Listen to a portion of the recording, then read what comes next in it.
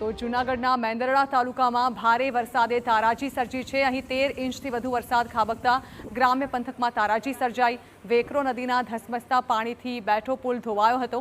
ખેડૂતોને વાડીમાં જવાના રસ્તાનું ધોવાણ થતાં હાલાકી ભોગવવી પડી। વાડીમાં જવાનો રસ્તો યોગ્ય ન હોવાથી મુશ્કેલી પડી। 500 વીઘાથી વધુ ખેતીની જમીન સામા કાંઠે આવેલી છે। નદી કાંઠા ઉપરની ખેડૂતોની જમીનનું મોટા પાયે ધોવાણ થયું છે।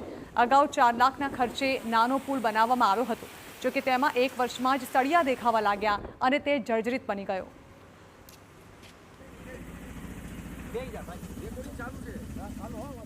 ગઈકાલે જૂનાગઢ જિલ્લામાં જ્યારે વરસાદે ધમાકેદાર એન્ટ્રી કરી અને જ્યારે રૌદ્ર સ્વરૂપ ધારણ કર્યું, ત્યારે મેંદરડામાં સૌથી વધુ વરસાદ પડતા નદી નાળાઓ, મધુવંતી ડેમ હોય, મધુવંતી નદી હોય, તેમાં ઘોડાપુર આવ્યા। જ્યારે મેંદરડાની જે એક વેકરો નદી છે, વેકરો નદી જે પસાર થાય છે ત્યાં ખેડૂતોના ખેતરો આવેલા છે। જે ખેડૂતોના ખેતરોમાં સ્પષ્ટપણે દેખાઈ આવે છે કે જે રીતે ધોવાણ થયું છે, ખેડૂતોના ખેતરો પણ ધોવાઈ ગયા છે, ખેડૂતોના પાકમાં પણ ધોવાણ થયું છે।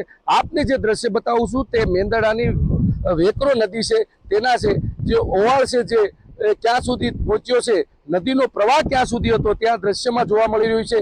બીજી તરફ જે આ 50થી વધુ ખેડૂતો છે, 1500 વીઘા જેટલી આ જમીનમાં જવાની ખેડૂતોનો જે રસ્તો છે, તેમની ઉપરનો જે પુલ છે, જે પુલ પણ આ જે જર્જરિત થયો છે, ક્યારે ધરાશય થાય અને આ જે મોટી જાનહાની થાય, ખેડૂતોને અવર જવર કરવા માટેનો રસ્તો છે। આ દ્રશ્ય જે બતાવું છું છે સ્પષ્ટપણે જે લોખંડના સળિયા દેખાય છે કે આ પુલ જર્જરિત થયો છે। ખેડૂતો આ હાલાકી ભોગવી રહ્યા છે।